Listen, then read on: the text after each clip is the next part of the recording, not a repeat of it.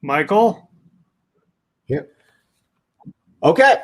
Well, I thought we had a little bit of an intro, but my bad if that's the case.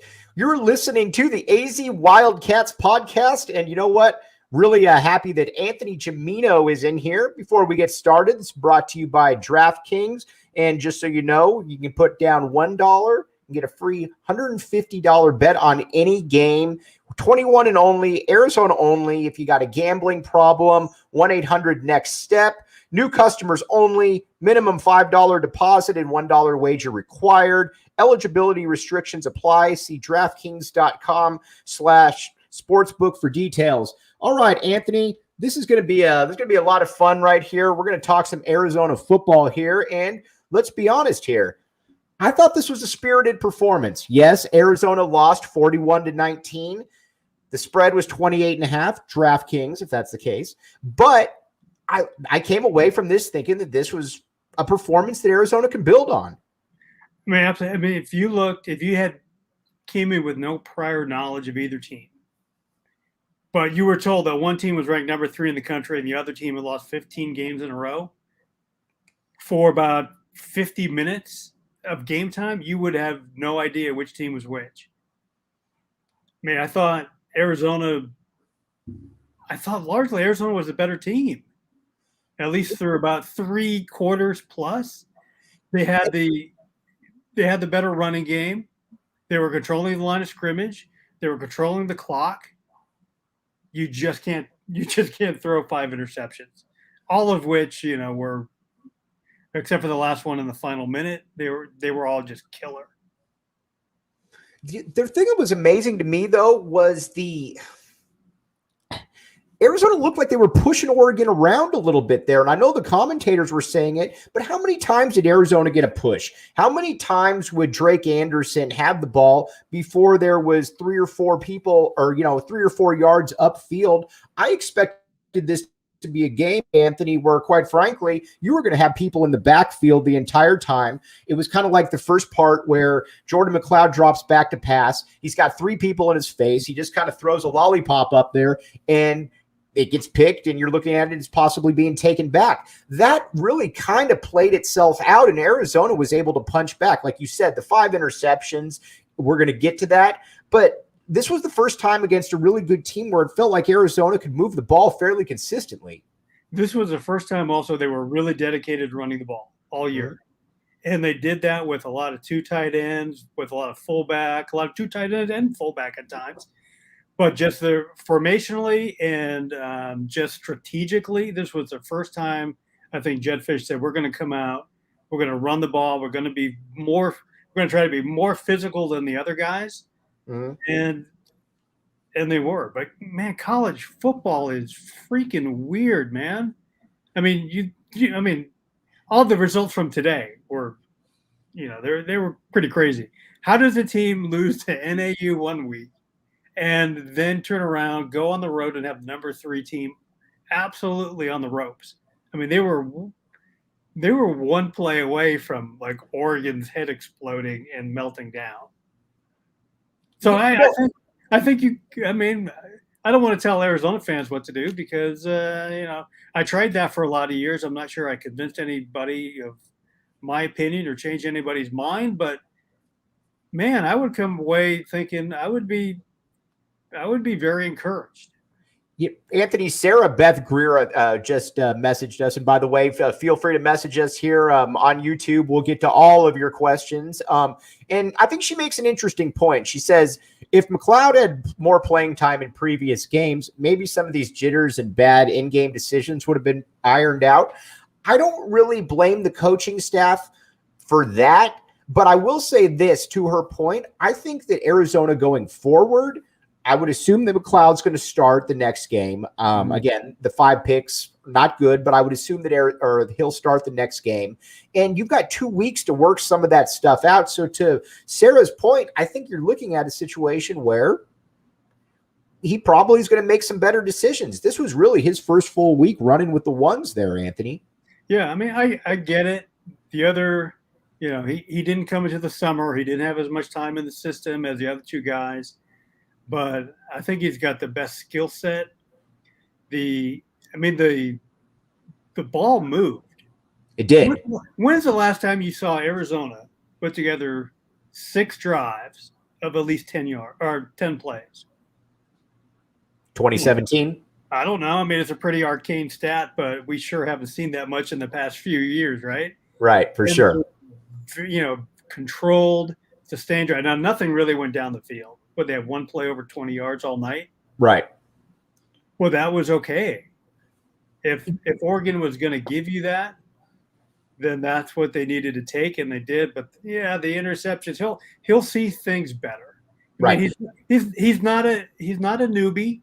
He's not just some 18-year-old off the street. He started 16 games in South Florida.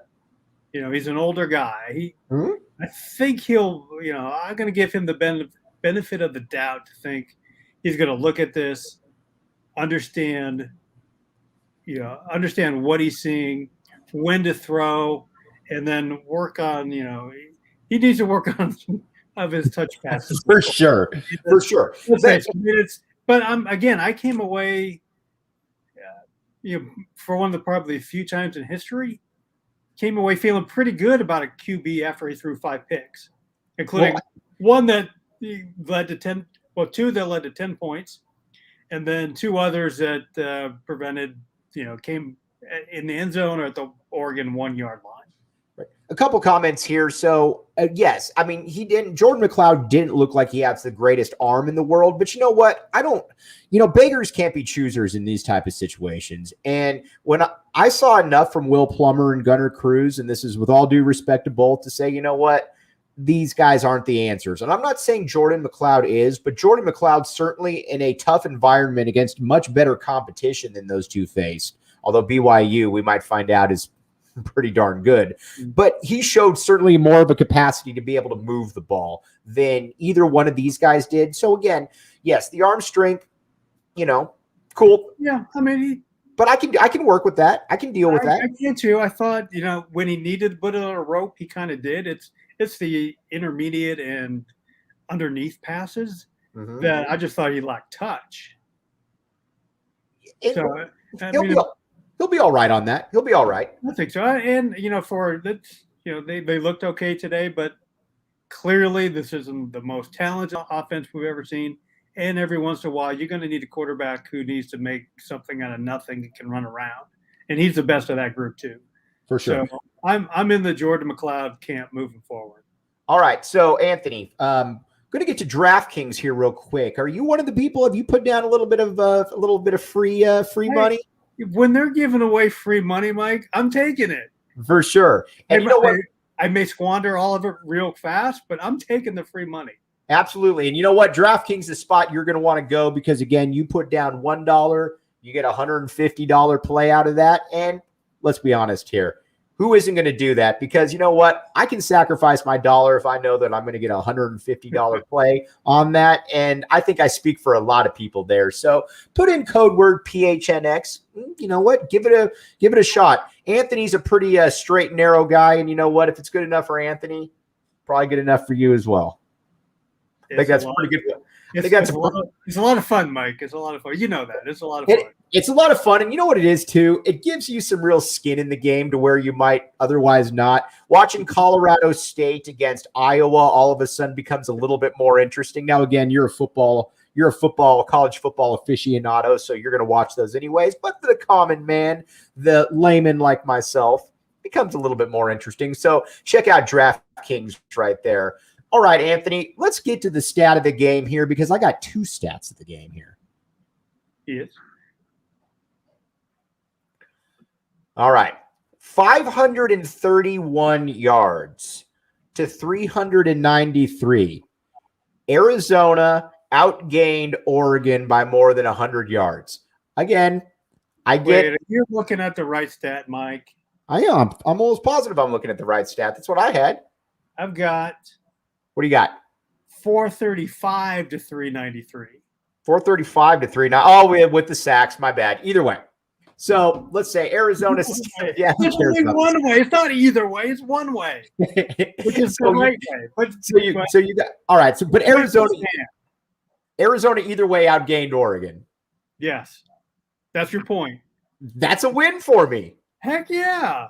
I mean, let's face it. We're when the team you cover has lost 16 in a row. Mm-hmm. The bar isn't set particularly high, but you take the wins when you can get them.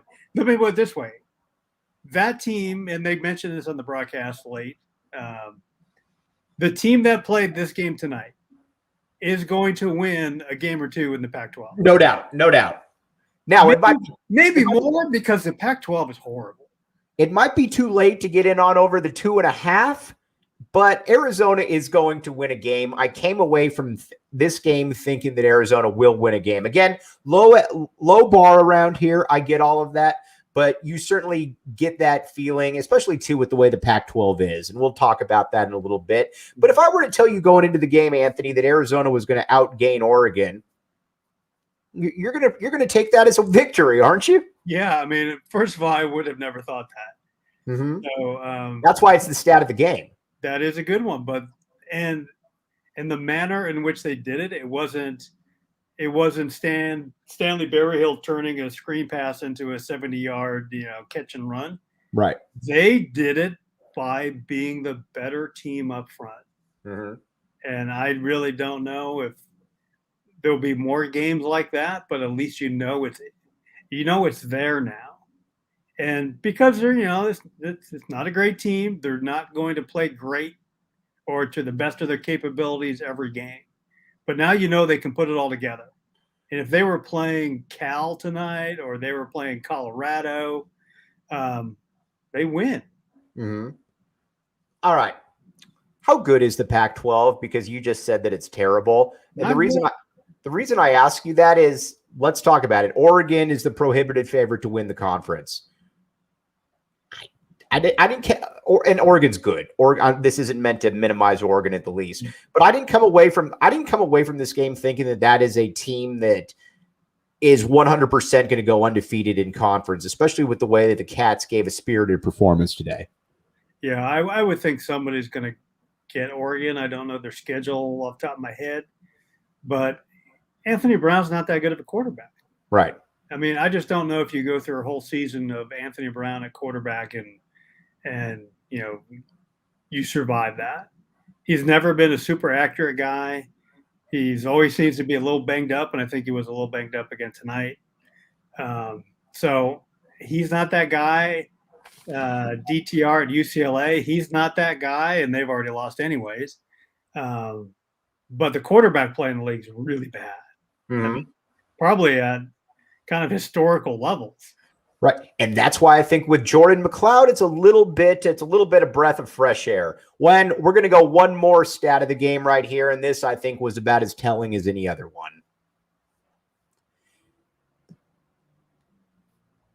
I really like that. So we've got 5 interceptions. Now that's got to be what's cleaned up. We got a lot of people here talking about, what's the deal with the 5 interceptions? Can that be corrected? Here's the thing. I think that Jordan McCloud is going to be a guy that's going to throw some picks. I don't think there's any doubt about that. But I'm also going to give him a little bit of the benefit of the doubt here in that he didn't run with the ones all camp. Or he did, but he was the distant third there. And then you got Gunnar Cruz, you got Will Plummer. This was the first real week where he got 60% of the reps. And you know what? 60% of the reps, he's going to probably get 85% of those reps for the next 2 weeks. So again, I think you're going to see a couple picks, but I don't think you're going to see 5. And I don't think you're going to see some of the picks that are just like, what the heck are you doing right there? Like the first pass at the game where it just clearly looked like, oh my gosh, I'm just going to throw this one and get rid of it. Yeah. But that was really among the interceptions. Maybe that was the only one like that. Gunnar Cruz's decision-making wasn't very good in the first 2 games. Will Plummer, I think, just has it's not that good. It's okay. He has a modest ceiling to him, right? Yes. His arm strength isn't great. His skill set isn't. He can do some good things, but you're asking a lot of him if you're going to put all your starting quarterback problems on him. And so our guy Bob, who used to call into the post game all the time, I think he just made a really interesting point where he says, I'd rather have someone trying to make plays than someone who's missing them. And that's totally what I came away from this game. It's going to sound weird to say because the 5 interceptions, right? But I thought his decision-making when he got out of the pocket, he didn't, he knew when to throw the ball away. He wasn't like running out of bounds and taking sacks. Right. Which we have seen so much of from Arizona. It wasn't an Adrian Martinez type situation. Oh, well, that's probably a whole different podcast for you. For sure. On there.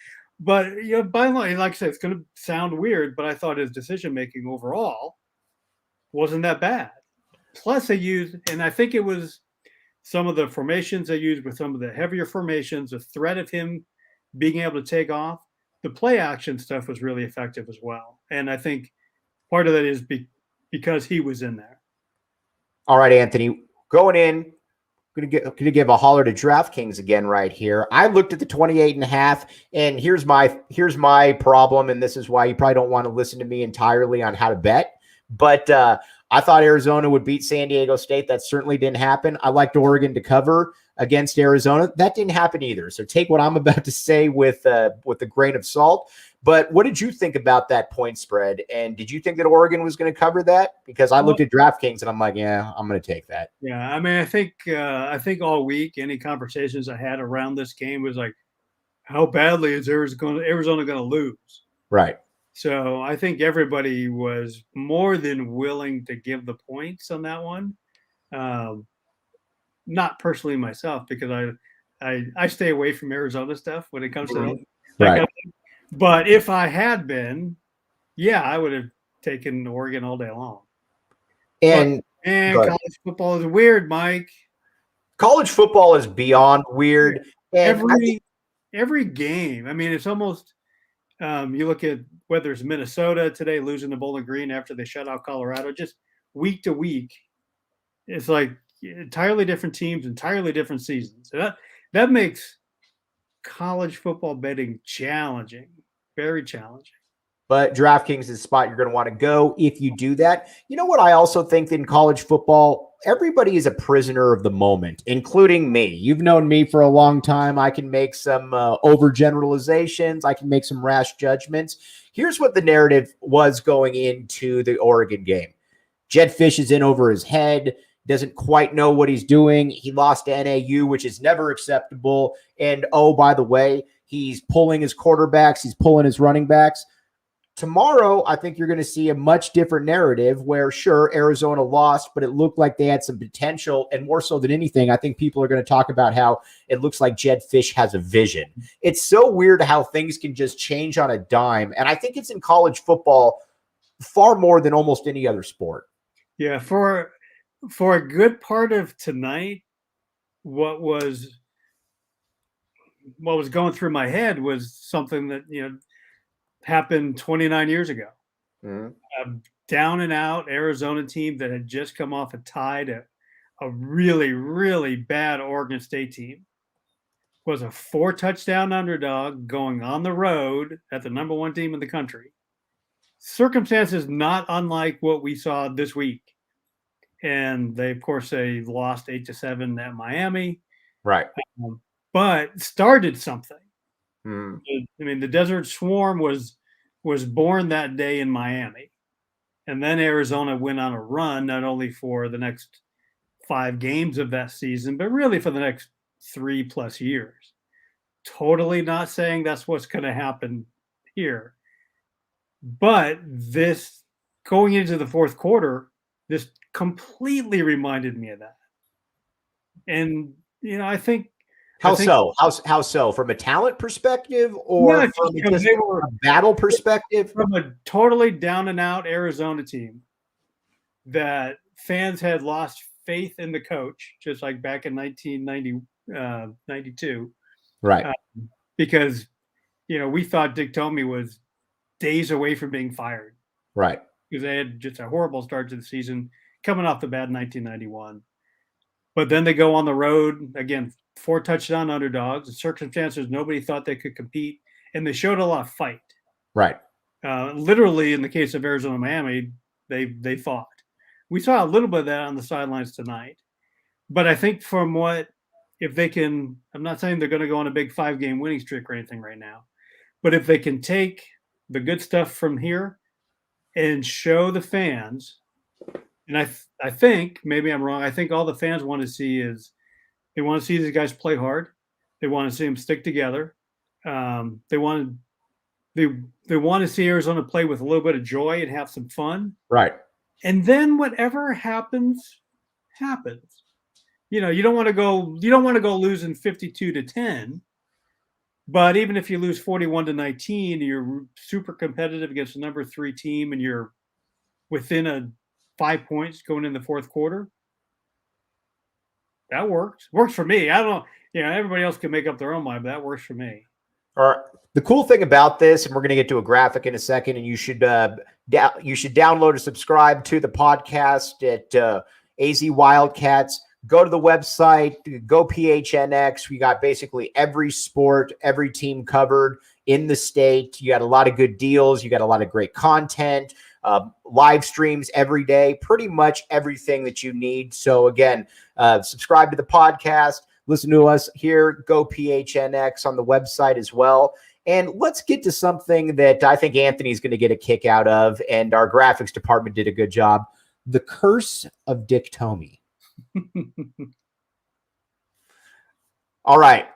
Since Dick Tomey was let go back in 2000, 20 plus years ago, Arizona has finished the season ranked once. That puts you in a category of about 6 other Power 5 teams. You're in with the Vanderbilts of the world, the Wake Forests of the world, schools like that. Not exactly the Kansases of the world. Yeah, but even Kansas had a run. Kansas had a run under Man Genius where you had, finished 7. My question is a 2-part question. Why has it been 21 years for a school like Arizona that, again, has never been great, but under Larry Smith, you had good teams. Tomey, you had good teams. Why are we in such an era of historical ineptitude? And what is it going to take for Jed Fisch to be able to at least get Arizona back to where they're flirting around that top 25 region? Well, I think we'll probably have to just start going coach by coach, right? Mm-hmm. Makovic disaster, never had a chance to work. Livengood kind of went off the grid and just plucked him out when Makovic wasn't even a candidate. Right. So that set the program back quite a bit. It took Mike Stoops a few years.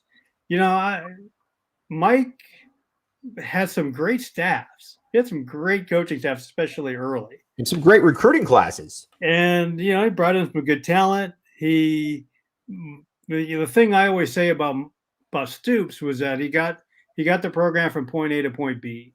Right. He just couldn't get there. Right. And then the new athletic director comes in, and Greg Byrne, and doesn't really, not his guy. Mike doesn't help himself with all the sideline antic stuff, and so when he starts on his slide, Greg Byrne comes right in and makes another change. Again, not a lot of talent there. I think Mike Stoops, when his brother left, I think a lot of the program started to fall off. So, Rich Rod, I think, is an offensive genius. Mm-hmm. Anybody who can take no offense to BJ Denker.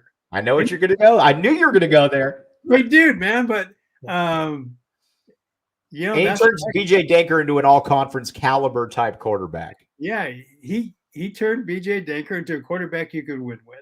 No offense, no offense to BJ Denker, Right. but you know what I'm saying. He can take anybody's QB. He can take any. I think Rich Rod's the kind of guy who can take anybody's average personnel and make it work. He totally whiffed on the recruiting part of it. You know, you've heard me say this, Mike. I think Rich Rod's original sin was he compiled his old staff, right, and thought exactly what would work at West Virginia would work in Arizona. But those early staffs had nobody who could recruit California, who could recruit Arizona, or could recruit Texas. So they kind of stumbled along there, had that one great year they win the South. But then it was all downhill. By the end, he's going 1-8 in the league. And then we get to Kevin Sumlin, who's another disaster. Right. So what is Jed Fisch doing differently? Jed Fisch, at least in the first. Give me some optimism. Give me something where I can go and this is different than more than I do. He's recruiting Arizona better than any of those guys I just mentioned. Right. So that's where you have to start. And if he's holding those guys together, and if he's getting those kids he's getting the 4-star kids from SoCal, once again, he's doing better than all those 4 guys I just mentioned. And I think back to myself, and you covered Chester Burnett back in the day, Chester Burnett was a great player. Great player. His son, and this is, I think, if you're looking for optimism right here, this is where you want to go with, because Keon Burnett was a kid, Chester Burnett's son, committed to USC. High 4-star kid, can pretty much go anywhere in the nation he wants, hence why he was committed to USC. Jed Fisch gets in, Jed Fisch reels him in. And I'm sorry. I know that was really bad. But Jed Fisch reels him in, and you know what? You've got a guy that you can build around. You got his quarterback as well. There's certainly a vision with Jed Fisch that I don't think that any of these other coaches had, at least from a recruiting perspective. Now, here's my next question, and this is from ZBoy12345. What do you expect from the fans? Because after the NAU game, again, I think there was probably about 18 to 20,000 people there. I don't think there was a lot of people. I get it. I think, at least from the people that I was talking to during the game, I think this game gives you a little bit of a momentum going into your next home game. Not a ton, but I think it gives you a little bit more optimism. And the main reason why is everybody loves to talk about the quarterback. And I think people had seen enough from Gunnar Cruz and Will Plummer. I think with Jordan McCloud, it's a little bit of okay, Arizona acquitted themselves. I think you're going to see a little bit more of a fan show up than you probably would have otherwise. Yeah, I mean, you had 2 weeks to kind of feel good about what happened against Oregon. And,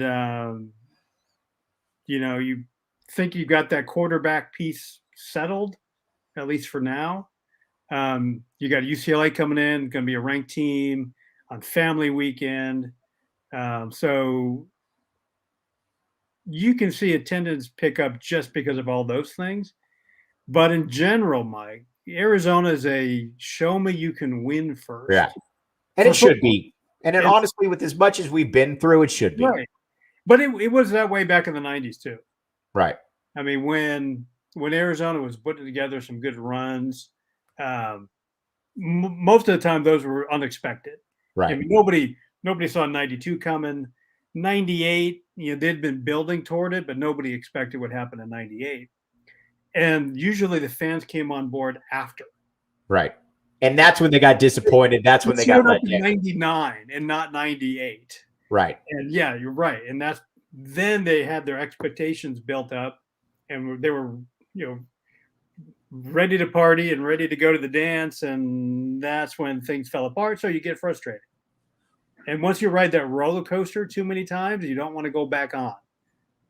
So I think that's where Arizona is. Well, another reason that we got you on is let's move ahead a little bit to the UCLA game. And before we do that, though, Bob has been fantastic on here. So you know what, Bob, we're talking quite a bit about he goes to the game because he can eat, drink, and be in the AC.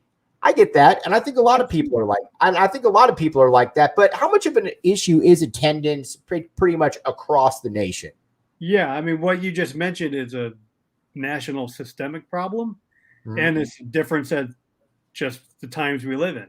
We've all got big screen TVs and the comfort, and we have pretty much, depending on what packages you want to have, you can watch like any game in the country. Right. Or all of them. And you can do it for 15 hours. You know, you don't have to go. That's a huge college football. It's a huge commitment. Right. I mean, if you're going to go before the game, do some tailgating, do some drinking, eating, whatever it is, the game's going to last at least 3.5 hours. Then you got to get out, parking, traffic, all that stuff. I applaud fans who make that kind of commitment. That's hard. Do you make that commitment? Do you make that commitment, Anthony? Would I do that? Yes. Putting you on the spot right there. Not every day. Not every game. Right. If I was going as a fan, I'd go. Right. But not for football, you know. Or I wouldn't go if it's starting at 8:30 at night against a team I don't really love to see, and the weather may be bad. All right, so I want all my comforts, Mike. All right, so let's look ahead a little bit to UCLA. They're going to be coming in. You're going to be playing them not next week, but the week after. I think October 9th. UCLA is coming in here. They're going to be ranked. It looks like Chip Kelly has finally got. Again, it's not like he had it at Oregon, but it looks like he's finally got his guys. It's a fairly decent UCLA team, and they put up a lot of different. They put up a lot of points. They put up a lot of yards. Does Arizona have a chance in this game? That's a long. It feels like a years away yet. Based on tonight, based on I think UCLA still they're talented, but they're still a little up and down. Right. And I think me and most people who follow college football don't really trust Dorian Thompson-Robinson. Right. Because he can have one of those games where he throws 5 interceptions. That could happen. So if Arizona if they feel good from what happened tonight, which they should, and get Jordan McCloud to stop throwing the ball to the other guys, yeah, I think they probably have a shot. But college football being as weird as it is, they'll probably lose by 40. Now, what's the atmosphere now? KB Thiel, I think he's a younger guy. He's went to the U of A, and he says this is pretty funny. He says the atmosphere is why you go. I love fights, and the view is 1,000 times better on TV. But when I do go, because the atmosphere is awesome. It's the same thing with college football, basically. So you just need people to show up there. Oh, and $8 sodas doesn't help out. Yeah. Well, what do the beers cost there now? I think about $8-9. Okay. Something like that. So you better put a good product on. But I think people generally, especially with Arizona football, I've always gone for the tailgate and the environment. And I think that's pretty much the way it is in college football. Yeah. I mean, I think a large part of it is you're going because it's a party. You're hanging out with your friends. You're hanging out with your family. And in a lot of cases, people have been doing that for years and years and years. So it's also a tradition. So I think that's that core group. I don't know how many that is for like a regular game where you got maybe a core of 20,000. Right. And you got to hustle and work and win to get what is now the remaining 30,000 so you can fill up your 50,000 seat stadium. But, when Arizona was going good, they sure didn't have problems putting 57 in there.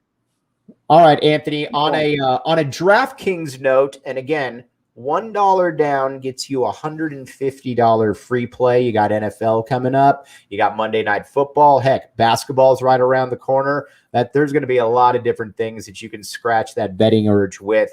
I'm going to put you on the spot here, Anthony. What do you think on DraftKings the line opens up with? UCLA, Arizona. Again, 2 weeks off. Yeah. I'm putting you on, but what would prognosticator, DraftKings aficionado, Anthony Gimino, what would you put that point spread at? Man, is UCLA even playing next week? I don't even know. I don't know either, but you know what? That's the joy of what I just asked you right now. All right, UCLA by 13. So you think UCLA is going to be minus 13 on DraftKings, you think? Yeah, I'll go with that. All right, I can see that. And you know what? If you're late, don't be late to the party. Get in. You can get that $150 bet in. And you know what? Anthony just said that he would put it at about 13. So if it's a little bit more advantageous in that regard, just saying, maybe throw something down there. But overall, Anthony, before we sign off here, just kind of just wrap this thing up for me right here. And how much better did Arizona play than you really thought they were coming in? I mean, coming off a loss to NAU, right? I mean, I know all the talk last week was, and I think you wrote this, has the program hit rock bottom? Mm-hmm. And my take was, you can't get to somewhere where you already are. Right. I mean, they were already, to me, 70-7 to end last season is by far the most bottomist of the bottom. Okay. You're going to be hearing about that for the next 50 years. You're going to see billboards like that. Yeah, I mean, I don't think NAU's putting up, or any of its fans are putting up billboards on I-10 about beating Arizona in football. Anthony, real quickly, Z-Boy 12345 held us out here. UCLA plays ASU next week. Ooh, that's actually a fun game. That could be. I haven't been totally impressed with ASU yet, but like the rest of the league, right? But they can still get there. Mm-hmm. If they don't go on probation first. I was going to say that's going to be the key. And we got an Arizona Wildcat that we can also probably lump in there for maybe getting a little bit of trouble as well. But overall, I was very enthused by it. I thought this was going to be something where it was going to be 49-7. I thought that, I didn't know how Arizona was going to score. I didn't know how Arizona was, even if Oregon called off the dogs, I didn't think that Arizona on offense had the talent to even go against the second and third stringers. But that was a little bit of an overreaction, kind of like I talked about earlier in the show, that sometimes people make it a little bit of an overreaction. But Anthony, been very fun having you on, and I'd like to get you on for some more post games, if that's all right with you. We can do that. For Anthony Gimino, I am Mike Luke. Be back with you on Monday, and thanks for listening to the AZ Wildcats podcast.